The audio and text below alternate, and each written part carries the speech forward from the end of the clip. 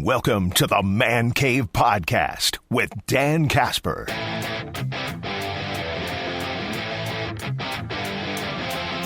The Brew Crew picking up a series win over the Marlins yesterday. 3-1 win to secure that series win. But it was a pretty big day for other reasons. Brandon Woodruff finally making his debut. Debut isn't the right word. Return. Making his return to the Brewers lineup after not pitching since September of 2023. Go back to September of 2023 when we find out he has this injury before the postseason. It was a big hit. I mean, that was a postseason too that I think, we had some high expectations. It was definitely a team that was leaning heavily on their pitching staff with Corbin, with Woodruff, with Peralta and such. Offense had a lot to be desired. But Woodruff was a big part of the team's success. And then before the postseason starts, we find out he's going to be done. And not only just for that, but probably for the entire following season. And he was. But the Brewers still brought him back. They didn't have to. They signed him to a 2-year deal. First year, rehabbing, getting ready for a potential 2025 return. 2025 rolls around and sound like, hey, maybe we're going to get him in May. Has an ankle injury in his final tune-up. Then his next final tune-up gets hit in the elbow on a comebacker. So the return is delayed. Finally, on July 6th, Brandon Woodruff returns to the mound for the Brewers. And what does he do? He goes out there, throws 6 innings. 2 hits, 1 earned run, 8 strikeouts, no walks. And he threw 70 pitches. I mean, that's pretty dang efficient for Brandon Woodruff. If it wasn't his first return, he's probably going at least another inning. Tip the cap, man. I mean, what a fantastic day for Brandon Woodruff. For his teammates, for the organization, and for himself, and for his family. A long road to recovery with a couple of roadblocks that weren't his fault. Getting hit by a comebacker, that's not his fault. A lot of people wanted to turn it around against him. Like, dude, just can't stay healthy. He's injury prone. Can't help a guy hitting a comebacker off your elbow over 100 miles per hour for living sakes. But, I mean, if this is the Woody that we're going to get, this was vintage Brandon Woodruff yesterday. If this is the version we're going to get, here on out, you look at this pitching rotation now. With Peralta, who just got named as an all-star. With Mizorowski, who I think now it's like, okay, he had that game. We knew he was probably going to have a hiccup game, and he did last week. And now I know they're piping it up, him versus Kershaw for Tuesday. But we know the talent he has. Mizorowski's in there. Quintana, another veteran, stable veteran, solid veteran. And if this is the version we're going to get with Brandon Woodruff, that's a heck of a top 4 rotation. And then your 5th spot's either Priester, Patrick, Cortez. Some combo of that or one of those. That to me is a staff that can get you to the postseason and can win some games in the postseason. The biggest question is just, can they continue to pitch at a high level? Peralta, Quintana, Woodruff, Mizorowski. The biggest thing for Mizorowski is going to be, and we're going to keep saying it, and I know fans aren't going to like it, but they're going to monitor his inning count. That's going to be something. But back to Woodruff here, just first of all, I think, you go back to when he had that injury. And at that time, there was a lot of talk like, okay, some pitchers can't come back from this. There was unknowns. We talked to Dr. Crow about it. That type of injury, you don't know. You just don't know. It's a long, grueling rehab process. And yes, he was a pro athlete with a lot of resources that a lot of us probably don't have, with the rehab and such. But there was unknowns. Can he be a starter? Is he going to be better in coming out of the bullpen? How is that shoulder going to react to when he starts rehab and starts throwing? It's a great story. It's a great comeback story. And I hope it's not done. And I know he's going to be a free agent and such, but man, it'd be awesome if he could come back to the Brewers again. But a credit to the Brewers, they didn't have to sign him. They could have been like, no, we don't want to take that risk. But they signed him to a 2-year deal so they could get him in, that he can rehab with them for a full year. And essentially, it's a 1-year deal then. And a lot of teams probably wouldn't do what the Brewers did. So, for all the criticism that we do give the ownership, that we do give the team at times for some of their decision-making and such, I think you got to credit them for that decision. But it's just a great comeback story for Brandon Woodruff, and hopefully it's something that'll continue, and hopefully he can continue to pitch at this level, because if that's the version we're going to get, if we're going to get vintage Brandon Woodruff again, man, that pitching rotation then, you're going to have plenty of arms to hopefully choose from. There'll probably be some injuries here and there, but right now, I'll take that top 4 of Freddie, of Quintana, Mizorowski, and Brandon Woodruff. I'll take that top 4. But as we get closer to the trade deadline, with just a couple weeks left, I think you look at it and you ask a lot of Brewers fans, all right, what do you want? Probably still more offense. They've got injuries elsewhere. Center field, Garrett Mitchell, shoulder surgery. I know they're talking about that he could still come back before the end of the season, but do you look at bringing in another outfielder? Maybe an outfielder with some power. With a power bat. Rhys Hoskins, going to be on the injured list. Sprained thumb, grade 2. He's going to be out for a while. You look at that, trying to find another first baseman with a bat.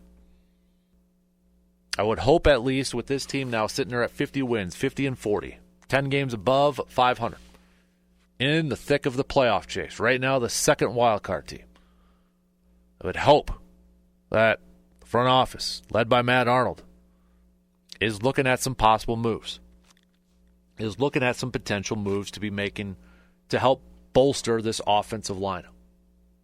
Where that is anybody's guess right now. And honestly, it'll probably be a move that some Brewers fans, maybe even a lot of Brewers fans, are going to be like, a who? A what? That's it? Why? But we'll see. We'll see if they actually do, in fact, try to bolster this offensive lineup before that deadline. They got a big matchup tonight. They got a big test tonight. Going up against the Dodgers. 3-game series. Dodgers coming over to Milwaukee. I call this a benchmark series. When you're 90 games into the season, right before that All-Star break, I look at this series as, and the way it's set up from a pitching standpoint too for both teams, I look at this as a great benchmark series for the Brewers. It's not going to be, this 3 games will tell us everything we need to know about the Brewers. I don't want to paint that type of picture, but I think it's a good benchmark series to see where this team currently is at 90 games into the season. As we approach this All-Star break, as we are just a couple of weeks away from the trade deadline. You've got Peralta going out there tonight. You've got Mizorowski. You've got Quintana. It's a good benchmark series for this Brewers pitching staff going up against the offensive lineup from the Dodgers. If Peralta is the number 1 guy and he's going up against his lineup, let's see how his stuff does against them. Mizorowski, looking for a bounce back game. Here you go, Miz. You want a bounce-back game?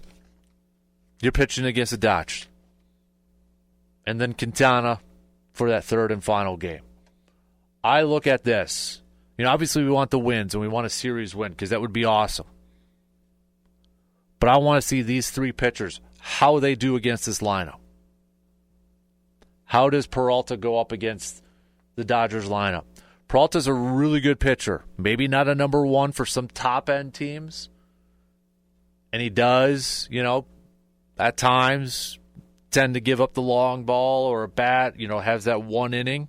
Can he limit that against a team like the Dodgers, a Dodgers team that could really exploit that? I want to see Freddie Peralta tonight, how he matches up against this ball club. I want to see the bullpen when they're in. How do they go up against this offensive lineup? And then Mizorowski. We'll talk a little bit more about him probably tomorrow. But how does he bounce back? And it's not going to be an easy bounce back. It's not like he's got the Nationals, which are coming into town after that. He's got this Dodgers lineup. How does the Miz go up against them? And then Quintana, just the steady veteran presence of Jose Quintana at the back end. And then you look at it from, the Dodgers pitching staff that's coming in. Yamamoto's getting the start tonight. 8-6, 2.51 ERA, 109 strikeouts. Brewers nobody in that lineup has gone up against him. A little bit of an unknown. Quite a bit of Dodger hitters have experience going up against Peralta, and they've got some good numbers. Rojas is 308. Edmonds 273 and 22 at-bats. Freeman's 263 and 19 at-bats. We mentioned it's Mizorowski versus Kershaw on Tuesday. They're already piping that matchup. Got some Brewers hitters. Hoskins obviously is not playing in this game, but he actually has the best numbers against Kershaw, 400. 400 and 10 at-bats. Contreras actually is 429 and 7 at-bats. Yelich has been very good against him, 25 at-bats and 360. But then, going up against the left-handed pitcher, Kershaw, who's 4-0 with a 3.43 ERA. And then for the series finale on Wednesday, you've got May going for the Dodgers. I want to see what this Brewers offense does against this pitching staff, does against these guys, especially Yamamoto and Kershaw. I think if you polled, I don't think I'm speaking out of turn, but if you polled Brewers fans, what's the biggest concern, what's the biggest question mark that you have with this team right now? It's got to be the offense. Here you go. How are they going to test against Yamamoto and Kershaw? Some of those guys that fans or the team want more from an offensive side, here's your chance to kind of make a case. Like a Caleb Durbin. Or maybe a Joey Ortiz continuing. Joey Ortiz, by the way. Man. You look at what Grand Slam just a few days ago. I know in his last 7 games he's kind of come down to earth. But, you look at what he has done. Maybe in the month of June. Has that earned him a little bit more of a leeway? Do the Brewers still look to try to upgrade at shortstop from an offensive perspective? But this is a test for this Brewers offense. Some younger hitters in this lineup too. Let's not kid ourselves. Chirio's still up there, or I shouldn't say up there. Still young. Terang, fairly young. Frelick. Who's going to be that hitter? Or who's going to be that player or players that are going to step up and rise to challenge? We've all played sports at a different, various levels, some higher than others. But we always tend to kind of rise up to the challenge or emotionally, mentally. We always try to rise up when we go up against, the big dogs or a team that is perceived as the best of the best or they are just the best of the team. We always have this inner drive to all right, you're maybe a little bit more focused. You're maybe a little bit more motivated. I want to see this Brewers team have that. I want to be able to watch, listen to these games and be like, oh yeah, you could tell this team is they want this. They want to prove to the baseball world that they're a team to be reckoned with. That they're a team, that they're a playoff team. We've all had that inner drive. I would expect nothing less from this Brewers team going up against this Dodgers team. If you can't get motivated for a series like this, if you can't get motivated or pumped up for a game like tonight or tomorrow, then what the heck you doing? This is a benchmark series for the Brewers, and And hopefully it's a series that the Brewers could take 2 out of 3. Again, it's not going to be a series that is going to tell us everything we need to know about the Milwaukee Brewers for 2025. But I think it's one of those series that maybe this team can look back on, hopefully August, September, October, and be like, and if they get to the postseason, they got a tough matchup, that they can say, man, we already beat them. We already beat them. We know we can do it. We know we can beat these guys. We know we can beat top teams in Major League Baseball. That's what I want to see from this Brewers squad.